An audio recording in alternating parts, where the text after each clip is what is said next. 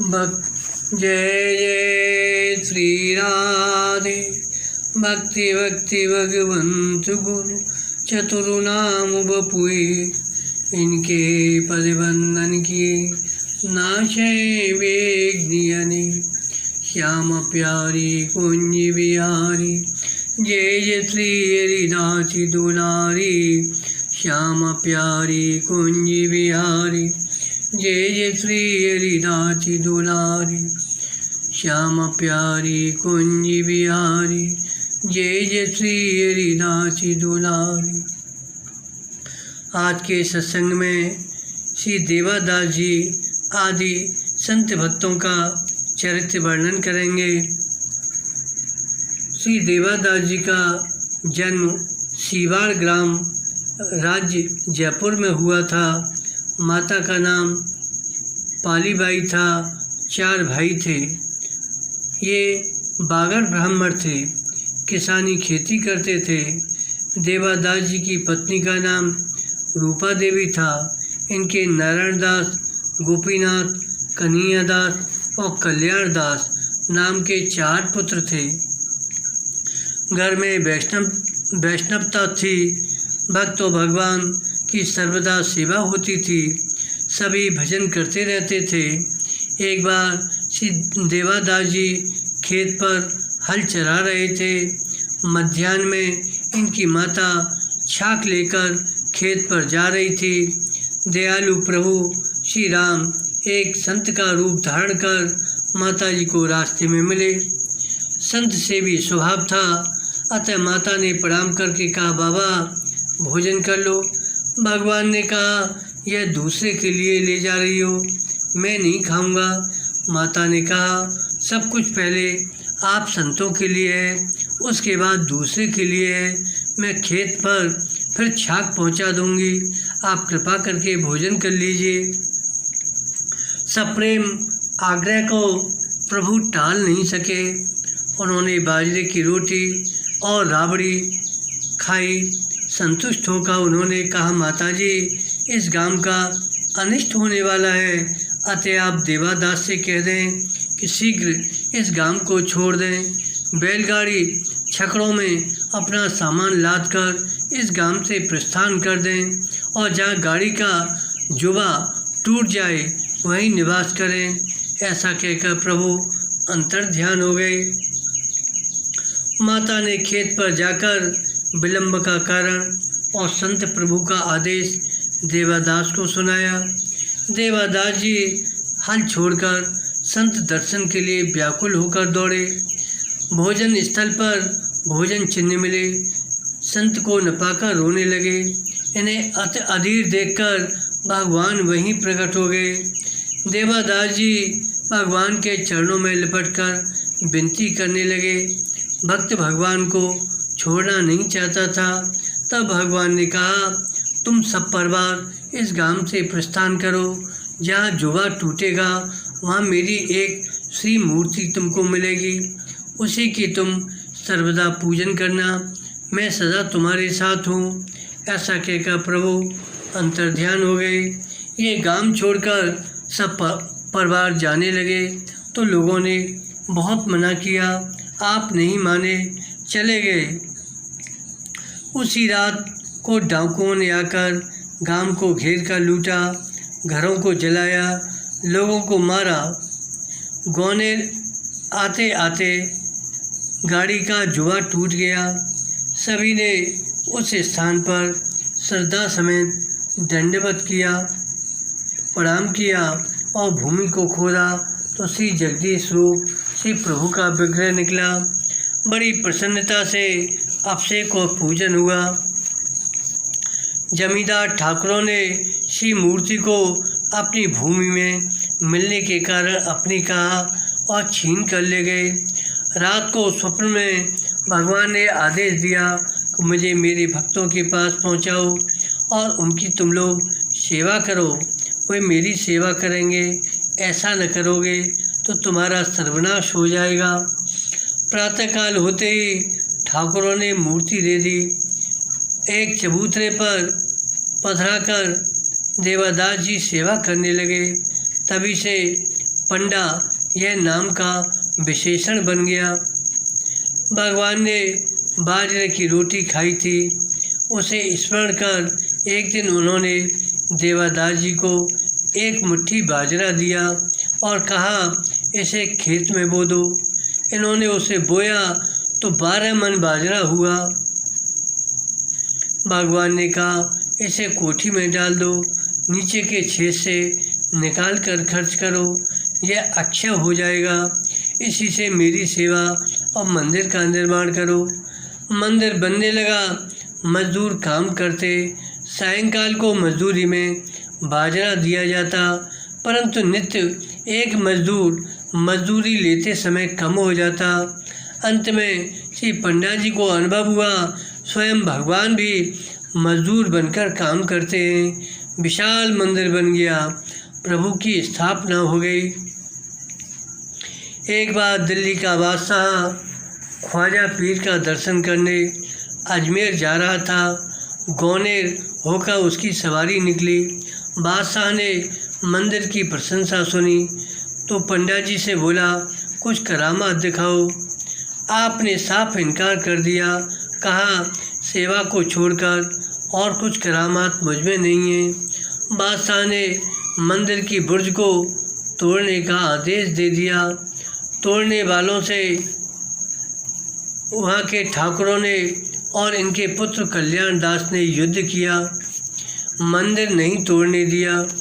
इस युद्ध में इनके पुत्र कल्याण दास वीर गति को प्राप्त हुए। बादशाह स्वयं मंदिर में आया तो उसको वहीं ख्वाजा पीर और मक्का मदीना के दर्शन हुए। बड़ी देर तक बादशाह बेसुध रहा। अंत में सावधान होकर उसने क्षमा प्रार्थना की और 870 बीघा जमीन का पट्टा ठाकुर जी को दिया।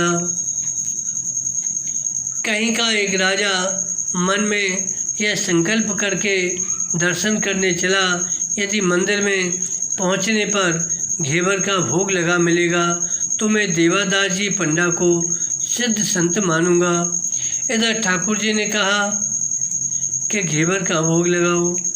पंडा जी ने कहा, यहाँ किसी को बनाना तो आता नहीं, घेवर कहाँ से लावें, और घेवर का कोई पर्व भी नहीं है। तब प्रभु ने स्वयं घेवर बनाया, घेवर का भोग लगा। उस राजा ने दर्शन कर प्रसाद पाया तो उसे बड़ी श्रद्धा भक्ति हुई, वह सदा के लिए सेवक बन गया। श्री देवादास जी की माता का भगवान में बड़ा भारी अनुराग था। एक दिन उसने प्रभु से कहा, भगवान, एक मेरे बेटा के कोई संतान नहीं है, आप कृपा करें। भगवान ने कहा, उसके पेट पर तुलसी चंदन से लिख दो कि पुत्र हो। माता ने ऐसा ही किया, उसके भी संतान हो गई। देवादास जी का एक भांजा था, उसका नाम गोपाल था। उसकी और भगवान जगदीश की बड़ी मैत्री थी। एक बार गोपाल भगवान की रसोई के निमित्त लकड़ी लेने गया और बड़े लक्कड़ को उठाने लगा, पर वह उठ नहीं रहा था तो स्वयं भगवान ने उठवाया और कंधा लगाकर मंदिर तक लकड़ी लाए। बाद में रहस्य खुला तो सबों ने भगवान के श्री चरणों में उन्हें मस्तक नवाया। गौनेर में एक बड़ा भारी तालाब व मंदिर है। आज भी वहाँ देवादास जी की छतरी के दर्शन है। उस पर संवत 1515 लिखा हुआ है। श्री कीलदेव जी के शिष्य थे, यह भी लिखा है। देवा पंडा के वंशज गलता गद्दी को गुरुद्वारा मानते हैं, वहीं की शिष्यता स्वीकार करते हैं। रानी के पुत्र नहीं था, उसने मनौती की तो उसके पुत्र हुआ। तब जयपुर के राजा पृथ्वी सिंह प्रताप सिंह ने एक गांव भेंट में दिया। अनेक चमत्कारों के लिए यह स्थान प्रसिद्ध है। प्रत्येक द्वादशी को यहाँ मेला लगता है, पर भादो सुदी द्वादशी को विशेष बड़ा मेला लगता है। मंदिर में जो सेवा के लिए नियुक्त होता है वह घर में न रहकर मंदिर में ही निवास एवं ब्रह्मचर्य व्रत धारण करता है। इन विशेषताओं को ध्यान में लाकर पंडा गुनेरे गाजें ऐसा लिखा गया है। इस तरह श्री देवादास जी का चरित्र वर्णन किया गया। आगे नाभाजी कहते हैं, श्री अग्र अनुग्रह ते वे शिष्य सवे धर्म की ध्वजा, जंगी प्रसिद्ध प्रयाग विनोदी पूरन बनिवारी, नरसिंह बल भगवान दिवाकर दृढ़ धारी, कोमल हृदय किशोर जगत जगन्नाथ सलूधो, और अनुगोदार खेम खींची धर्म धीर लगूधो, त्रिविध ताप मोचन सवे सौरव प्रभु निज सुरभुजा, श्री अग्र अनुग्रह तेवे शिष्य सवे धर्म की ध्वजा। श्री स्वामी अग्रदेवाचार्य के अनुग्रह से उनके सब शिष्य परम ध्वजा की, परम धर्म की ध्वजा हुए। इन भक्तों में से श्री जंगी जी का चरित्र वर्णन करते हैं। ये बड़े ही सिद्ध प्रसिद्ध एवं भजनानंदी संत थे। एक बार तीर्थ यात्रा एवं भक्ति प्रचार के लिए भ्रमण करते करते एक विरक्त साधु के स्थान में जाकर ठहरे। वे स्थानधारी संत चिंतित थे। उसका कारण यह था, उनका स्थान एक यवन के किले के पास था। उसके अधिकारी किले का विस्तार करना चाहते थे। अतः उन्होंने स्थानधारी संत से कहा, तुम इस स्थान को छोड़ दो, कहीं दूसरी जगह जाकर रहो। संत अभी निश्चय नहीं कर पा रहे थे क्या करें, स्थान छोड़कर कहाँ जाएं। इस अपनी चिंता को वे श्री जंगी जी को सुना रहे थे। इतने में ही बहुत से यवन आ गए और उन्होंने कहा, तुम फौरन यहाँ से हट जाओ। श्री जंगी जी ने जंग ठान ली। उनसे कहा, तुम लोग जाकर अपने बादशाह से कह दो, हम लोगों के रहने योग्य ऐसा ही दूसरा स्थान बनवा कर दें, तब हम यहाँ से इस स्थान को खाली करेंगे, उसके पहले नहीं। उन यवनों ने श्री जंगी जी की बात पर ध्यान नहीं दिया, स्थान को तोड़ने फोड़ने गिराने लगे। तब जंगी जी अपना प्रभाव दिखाने को विवश हो गए। आप आसन से उठे और किले के पास जाकर आपने उसमें एक ऐसा चरण प्रहार किया, वह दीवार धराशायी हो गई। यह देखकर उन यवनों के होश उड़ गए। उन्होंने जाकर बादशाह से कहा। उसने आकर चरणों में गिरकर विनती की, क्षमा प्रार्थना की। बैठ में श्री जंगी जी को बहुत सा धन दिया। आपने वह धन संत सेवा में लगा दिया। इस प्रकार जंगी जी ने उस स्थान की एवं संतों की रक्षा की। अब श्री विनोद जी का चरित्र वर्णन करते हैं। श्री विनोद जी महान भगवत भक्त थे। एक बार आप मानसी पूजा कर रहे थे। बहुत देर तक नेत्र बंद किए बैठे रहे। मानसी अर्चन पूर्ण करके आपने आंखें खोली। उस समय वहीं समीप में बैठे एक भोले भाले आपके शिष्य ने पूछा, प्रभु नेत्र बंद करके इतनी देर तक आप क्या कर रहे थे, उसे बताइए। तब आपने कहा, मैं नेत्र मूंद कर भगवान सीताराम जी की मानसी पूजा कर रहा था। यह सुनकर उस शिष्य ने उन्हें कहा, महाराज जी पूजन के बाद तो चरणामृत प्रसाद मिलता है, उसे तो आपने दिया नहीं। गुरुदेव ने कहा, हाँ तुमने ठीक कहा, लो भगवान का चरणामृत। ऐसा कहकर आपने समीप में रखे जल पात्र से एक चुल्लू जल दे दिया। उसके पीते ही उसके हृदय में भगवान श्री सीताराम जी का दिव्य प्रकाश छा गया। उसे सर्वत्र सीताराम जी के दर्शन होने लगे। संपूर्ण विश्व के वास्तविक रूप का बोध हो गया। वह कृतार्थ हो गया। श्री विनोद जी का ऐसा प्रभाव था। श्री बालक राम जी कहते हैं कि अग्रदेवाचार्य के सभी शिष्यों को ऐसे ही महान जानिए। अब श्री टीला जी के वंश का वर्णन करते हैं। नाभाजी कहते हैं, भरत कन्या भूधर सुमेर टीला लाहा की पद्धति प्रकट, अंगज परमानंद दास जोगी जग जागे, करतर खेम उदार ध्यान के शौर जनि अनुरागे। सठफुत्योला शब्द लोह कर बंसु उजागर, हरिदास का प्रेम सबे नवदा के आगर। अच्युत कुल से वे सदा दास संतन दसदागट, भरत कन्या भूधर समेत टीला लाहा की पद्धति प्रकट। श्री टीला जी की परंपरा में सभी साधु सेवा करते हैं।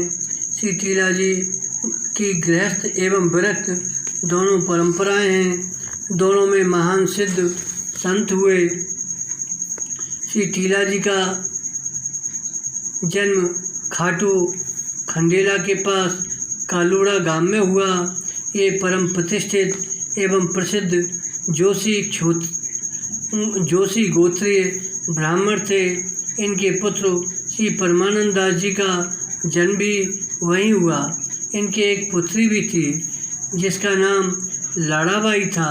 उसके पति श्री खेमजी भी महान भक्त थे। इनका नाम भी इस छप्पे में लिया गया है। दोनों ही सिद्ध भक्त थे। दंपति ने चक्र तीर्थ गांव में रहकर भजन एवं भक्ति प्रचार किया। श्री टीला जी के भक्ति के अतुल प्रभाव से उनके पुत्र श्री परमानंद दास जी एवं उनके 4 पुत्र जोगीदास, हरिदास, ध्यानदास और केशवदास जी ये बड़े संत सेवी एवं भागवत प्रेमी हुए। मनोहरपुरा के राव लूणकर जी ने श्री टीला जी की भक्ति एवं संत सेवा से प्रभावित होकर विक्रम संवत 1602 में इनको 400 बीघा भूमि भेंट में दी थी, जिसके पट्टे एवं सनद अब भी सुरक्षित है। श्री टीला जी के पौत्र केशवदास जी का जन्म यहीं खोरी में हुआ। इनके पिता यहीं आ गए। खोरी गांव जयपुर राज्य में शाहपुरा के पास है। यहीं पर श्री परमानंद दास जी की छतरी है। भावुक भक्त वहां पहुंचकर दर्शन प्रणाम करके अपने को कृतकृत्य मानते हैं। श्री जोगीदास जी ने खेलड़ा ग्राम में अपना एक मंदिर बनवाया। इनके चमत्कारों से प्रभावित होकर बादशाह ने इन्हें जागीर दी थी। मंदिर में अब तक श्री जोगीदास के वंशज पुजारी हैं। श्री टीला जी के विरक्त शिष्य श्री लाहा जी थे। ये खाती बढ़ई जाति को पवित्र करने के लिए उसमें अवतीर्ण हुए थे। अरण्या ग्राम में स्थित श्री टीला जी की गद्दी पर इनके विरक्त शिष्य लाहा जी विराजे और इन्होंने बड़े सद्भावपूर्वक संत सेवा की। इन्हीं की परंपरा के विरक्त संत अब तक मंदिर में सेवा पूजा करते हैं। अरण्या से 3 कोस दूर खोरा ग्राम में भी रहकर श्री लाहा जी ने भजन किया। यहाँ भी इनकी गुफा, भजन स्थली एवं मंदिर दर्शनीय हैं। इन्हीं की एक शाखा का मंदिर रामपुरा में है। अब श्री टीला जी के बारे में बताते हैं कि श्री टीला जी गौभक्त थे। अतः एक बार स्वयं गोचारण करते हुए वन में ही भजन कर रहे थे। इसी बीच एक महान सिद्ध संत पधारे और बोले, मुझे दूध पिलाओ। आपने संत को भगवंत के तुल्य मानकर साष्टांग दंडवत प्रणाम किया और कहा, हे राम जी महाराज, आप कृपा करके थोड़ी देर इस स्थान पर ही विराजें, मैं अभी दूध लाता हूँ। संत ने कहा, कहीं लेने मत जाओ, उस गाय को दोह कर ले आओ। टीला जी ने कहा, भगवान, यह गाय तो बांझ है, इसके थनों में दूध कहाँ से आएगा। पुनः संत ने कहा, तुम जाकर देखो तो सही, बिना देखे ही क्यों इनकार करते हो। तब टीला जी ने जाकर देखा, उसके स्तन दुग्ध से भरे हुए थे। हाथ लगाते ही दूध की धारा निकल चली। आपने आश्चर्यचकित होकर दूध संत को दिया। संत ने दुग्धपान किया। शेष थोड़ा सा प्रसाद टीला जी को भी दिया। उसे पीते ही टीला जी को सब सिद्धियां प्राप्त हो गईं। हृदय में भगवत प्रेम प्रकाशित हो गया। श्री टीला जी विभोर हो गए और संत भगवान अंतर्ध्यान हो गए। इस प्रकार श्री पयहारी जी ने ही इन पर कृपा की थी। कालांतर में पुनः संतों की प्रेरणा से आकर इनको दीक्षा दी। अब श्री लाहा जी का चरित्र वर्णन करते हैं। श्री टीला जी गुरु आज्ञा से नित्य मानसी सेवा किया करते थे। आपने लाहा जी को दीक्षा देकर इन्हें भी मानसी सेवा की विधि बताई। गुरु कृपा से श्री लाहा जी की मानसी सेवा भी सिद्ध हो गई। एक बार श्री टीला जी मंदिर में बैठकर मानसी पूजा कर रहे थे।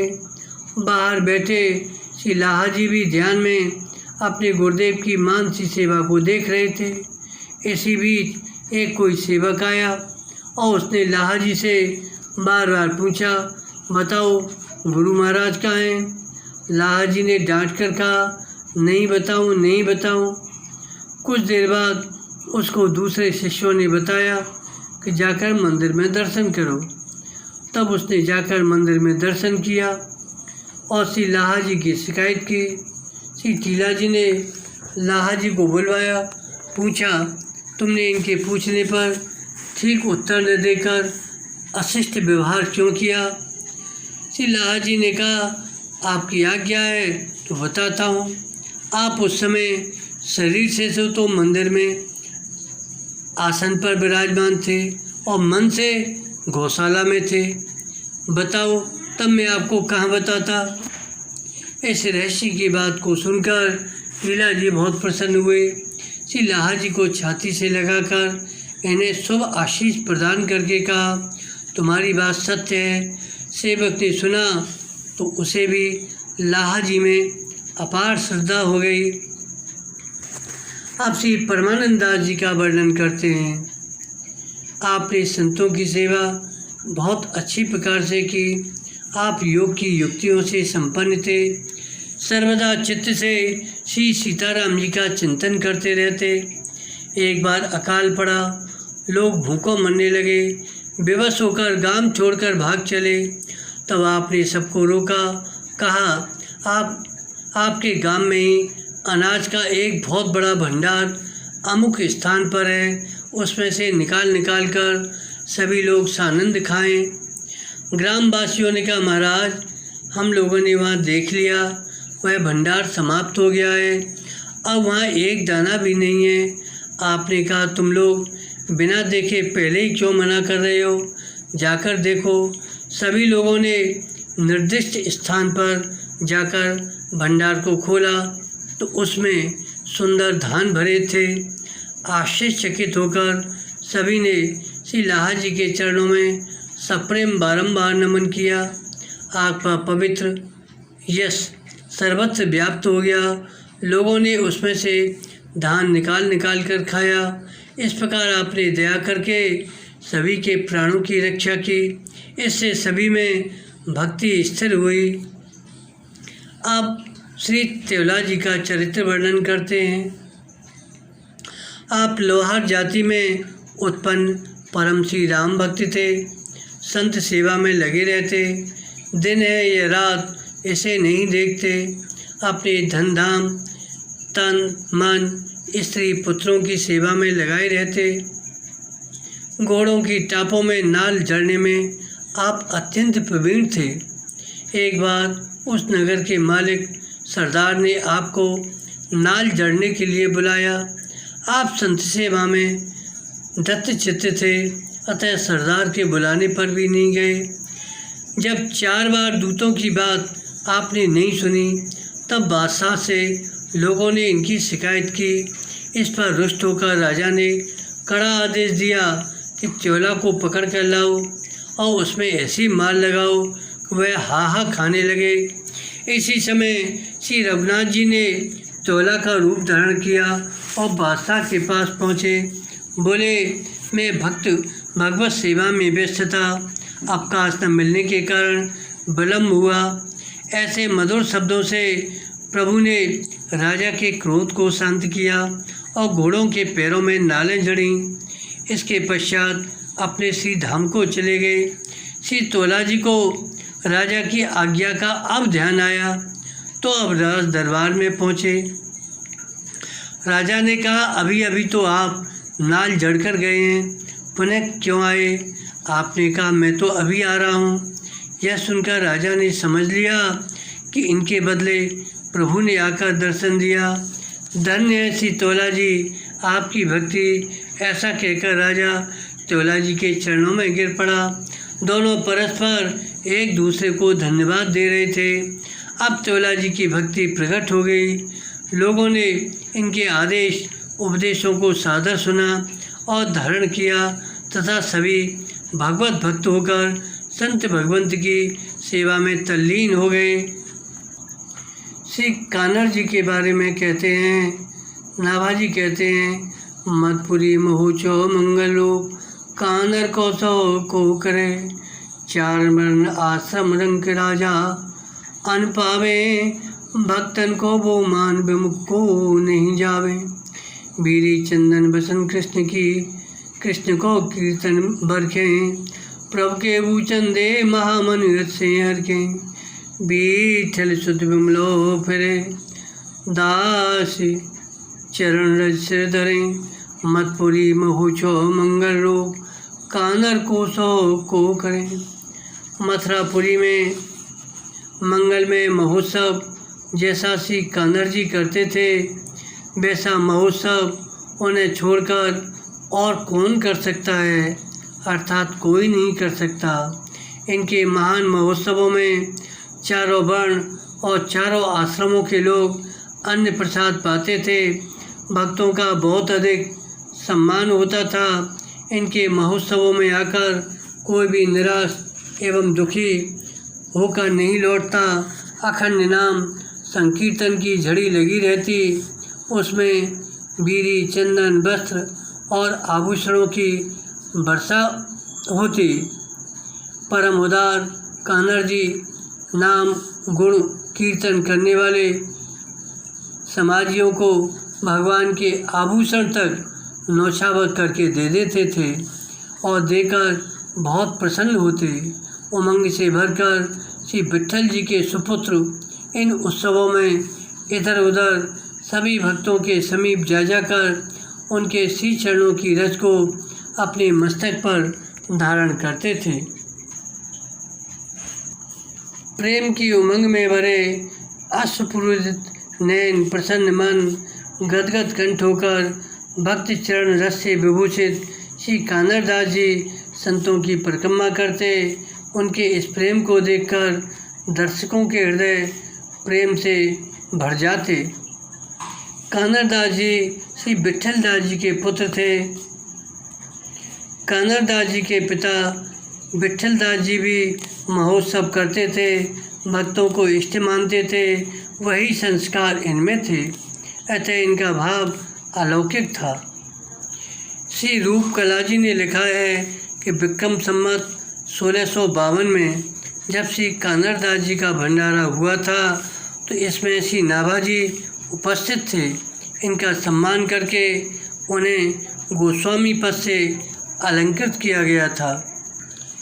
अब श्री भक्त श्री निभाजी का चरित्र वर्णन करते हैं। नाभाजी कहते हैं, भक्तन सो कल जुग भले, निभाई नीवा खेत सी, आवई दास अनेक उठ सुआदर कर लीजे, चरण धोए डंडोत सदन में डेरा दीजे। ठोर ठोर हर कथा हृदय अति हर जन भावे, मधुर वचन मोह लाए विविध भांतिंजु लड़ावे। सावधान सेवा करें निर्दूषण निरत चेत सी, भक्तन सो कल युग भले, निभाही नीवा खेत सी। श्री निभाजी और खेतसी इन दोनों ने इस कलयुग में भी भक्तों के साथ भली प्रकार वैसा ही प्रेम भरपूर्ण व्यवहार किया जैसा कि किसान अपने खेतों से करता है। प्राय नित्य इनके घर पर भगवत भक्त आया करते थे। भक्तों के आते ही उठकर आप उनका स्वागत सत्कार करते, उनके चरणों को धोकर चरणामृत लेते, साष्टांग दंडवत प्रणाम करते, फिर घर के भीतर ले जाकर उनका आसन लगवाते। आप भगवत भक्तों का हृदय से प्यार करते, जहाँ तहाँ कथा कीर्तन के आयोजन करते थे। मुख से श्रद्धा भक्ति युक्त मधुर वचनों को कहकर अनेक प्रकार से भक्तों का लाड़ प्यार करते थे। हृदय में दोष रहित निष्काम निष्कपट प्रेम था। अतः सर्वदा सावधान होकर भक्त और भगवंत की सेवा करते थे।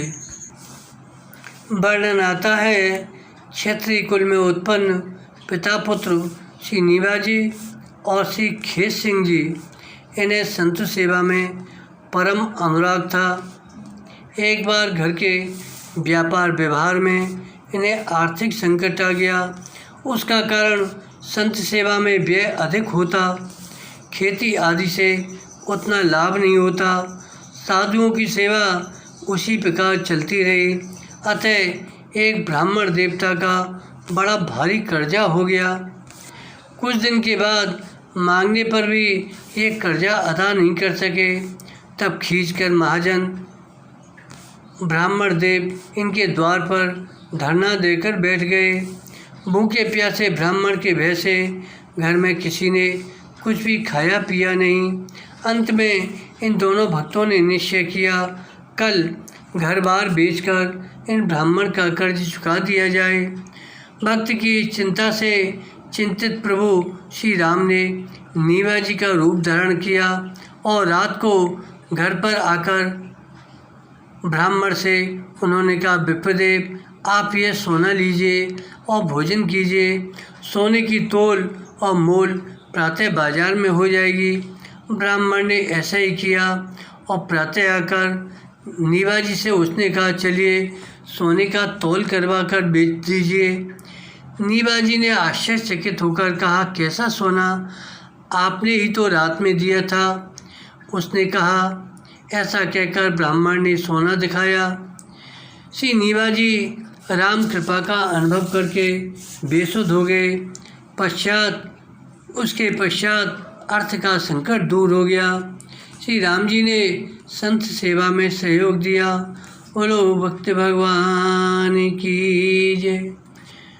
जय जय श्री राधे, जय जय श्री